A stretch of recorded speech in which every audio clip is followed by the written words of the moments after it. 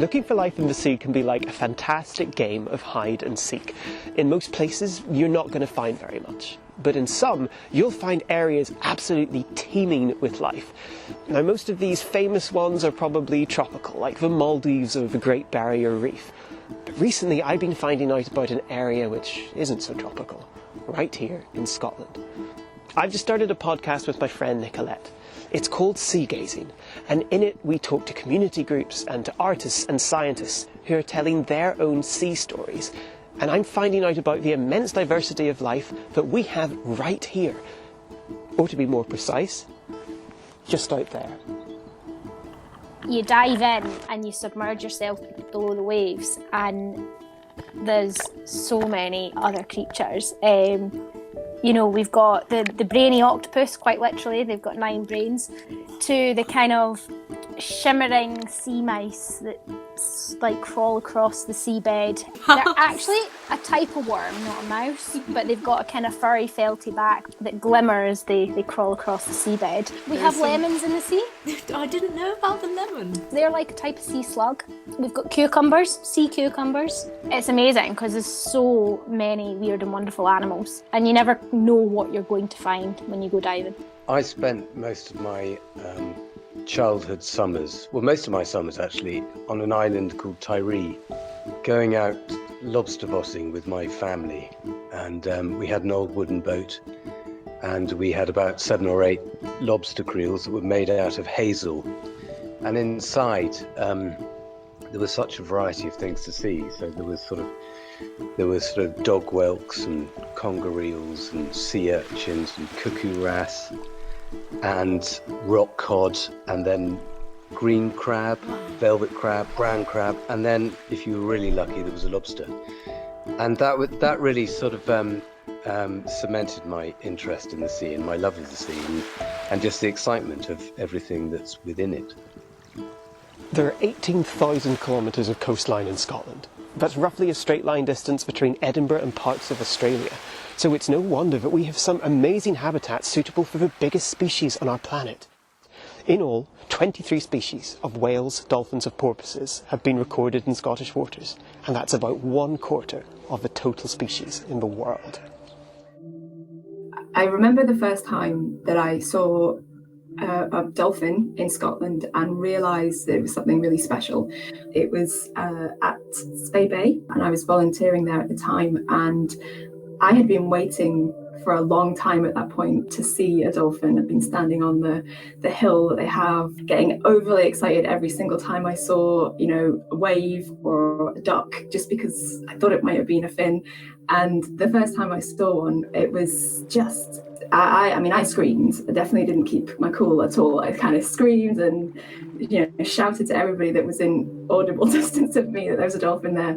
And they were so different to what I was expecting, because I think you grow up thinking that dolphins are going to be slim, small, like blue, honestly, from a lot of the pictures you see. And also the bottlenose dolphins in different parts of the world do look quite different from Scottish bottlenose dolphins that are sort of big and dark and often have rake marks all over them.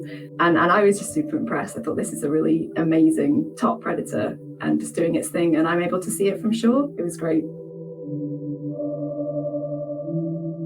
But it's not just species that are important.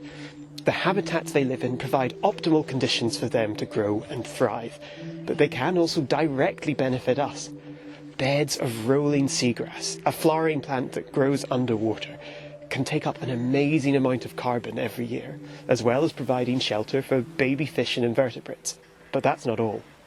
Maerl is another habitat we have, which is much less well known. If you were to look maerl up, or come across it on the beach or underwater, you would be forgiven if you thought it was coral. But maerl is actually a type of seaweed. It's a nursery ground for scallop. They lay their spat on it or their eggs on it. The best way I can describe maerl is to compare it to chalk. It comes across as quite hard and sturdy, but it is in fact exceedingly brittle. The brittle nature of it means it's particularly vulnerable to bottom fishing methods. It grows just 1 millimetre a year, and beds of live maerl on these kind of mass scales can be decimated with one pass of bottom-toed gear, decades and decades worth of growth, and that ruins the habitat for other creatures. With such an immense diversity of life in our seas, and with the coast playing such an important role in our past, our seas are vital. And you might think that we've done everything we can to protect them. To some extent, you're right. 37% of Scotland's seas are now protected in some way by law. But it's one thing putting something down on paper, and it's something else entirely putting it into action. For me personally, from the experiences I've had, if I was to say what the biggest problem is, not just in Scotland, but across the world, is inaction. It's the fact that there has been a lot of talk, there has been a lot of awareness raising, which is brilliant, but we need action, and we need ambitious action yesterday. We've had some great success stories over the past few years from the Scottish Government, such as the 5p carrier bag charge, the commitment to a deposit return system for bottles and cans, and banning cotton bud stems, which is all great, but things are moving so fast. We're putting so much into the ocean. We're using up so many resources that we need our governments, we need our businesses and big industry to really be looking at mass changes if we're going to actually get ourselves out of the climate crisis, the biodiversity crisis, the ocean crisis. Our seas are more vulnerable than ever, and there are still so many more amazing things to discover in them.